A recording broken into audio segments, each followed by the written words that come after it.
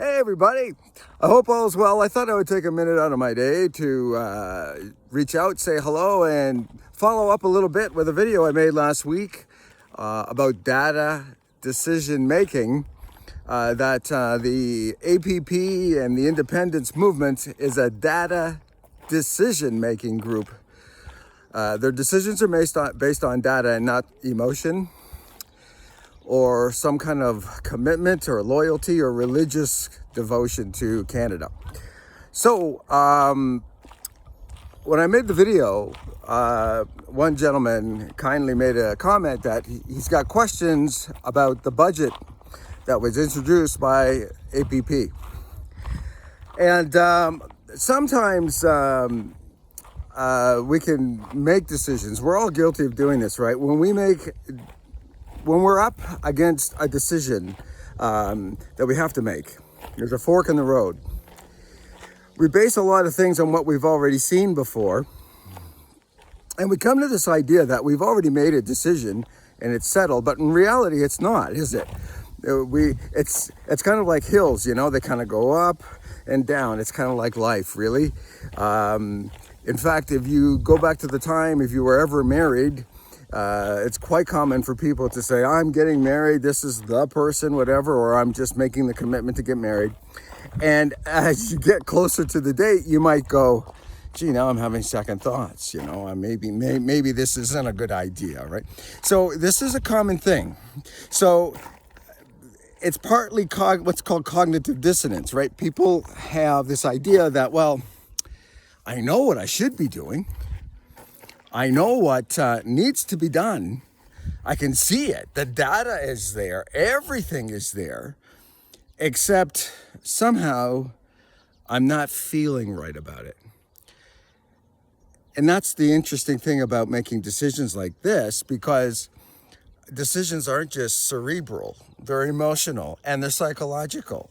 You know, they're emotional in the sense that you're tied to the memories of the past, and they're psychological in the sense that you're influenced by everybody else. So the amazing thing about these decisions is you got to give yourself some grace and time, right? So if you're gung-ho 100% and the data's looking good, but you have questions particularly to your situation, you're going to have time to take some moments in the future and contact people and say, hey, can you give me an answer to this? So some people's questions are not the same as other people's. So some people would say, for example, I noticed the CPP in the budget just says this amount is allotted to picking up CPP where Canada left off. So Alberta will assume the CPP, or the old age security is another example. Where is that money coming from? How are we paying for it? It's not enough just to say it's going to be covered by this amount. How? Well, when you're developing a document, you got to keep in mind that not all those little detailed questions would be answered. For one, they're never really they're not common questions, right? They're your questions, and that's not bad. I'm just saying, you know how many footnotes would be in a document of 44 pages if you had to go through, we have perceived this over the last amount of years, and now we have seen that, you know, we got to transfer this money to this here, and we're going to do that by following this law and this policy, blah, blah, blah, blah, blah, blah, blah. You would not have a 44-page document. You would have 2 or 3 volumes, 2 or 3 books of about 200 pages apiece just to cover everything, okay? So most people just kind of want, am I covered, right? So for instance, if you called an insurance company about a problem, right? Could be car, could be house, whatever. You want to know if you're just covered, right?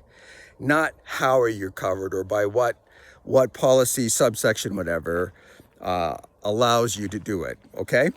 And so I just want you to know that those are all great questions, but they're your questions and they're not all going to be found. So if you really want I mean, they're not going to be found within the document itself, obviously, right? So the idea is, if you want to know those specifics, ask those questions to the people who can answer them, but try and keep in mind those questions don't have to influence your final decision, right? You know what you need to do. Really, you know you got no other choice. You know it's a good decision, and how all of the details fit together, you might not have answers to yet. And quite often, our whole life works that way. If you went into the car mechanic and you said, I got a problem with my car, and he says, well, it's this, whatever X is, you're not going to ask him, well, how are you going to do X? You're just going to say, do X. So this is the thing that you want to kind of keep in mind when you're going through this decision-making process. Don't let it discourage you that you've got these questions, because sometimes it kind of makes you feel like, oh my gosh, I am now backsliding on a decision. You're not. You're just going through this emotional process, and it kind of makes you feel uncertain. That's a good thing, but don't let it discourage you, okay? Keep asking your questions. Eventually, you'll get your questions answered. Know that you're covered, and that's the main thing. Know that I don't think you've got a choice that's any better than Alberta independence right now. It's simply because it's data-driven.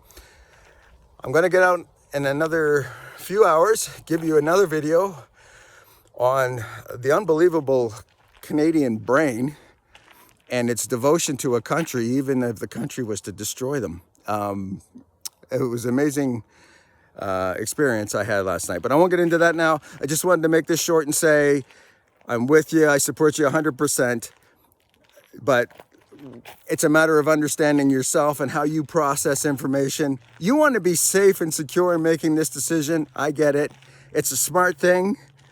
And you might say, I'm not going to make a decision until I got every question is answered.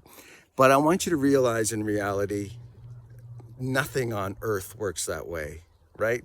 So give yourself some time, give yourself some grace, and allow the emotions to go back and forth. But in the end of the day, you know, you got to make it make sense, because there's no better opportunity, and there's just no other choice. I mean, you either stay in Canada and get higher taxes, maybe even get taxes on your home equity, heavens, right? Or you make a choice for faith, family, and freedom, right? In other words, you can be the person you want to become. And I don't see that happening in Canada anymore. I really don't. In fact, when you have government making policies that challenge some of your traditional stances, and almost referring to it as terrorism,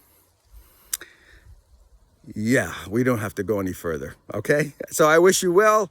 I'll speak to you soon, and enjoy your day. Bye for now.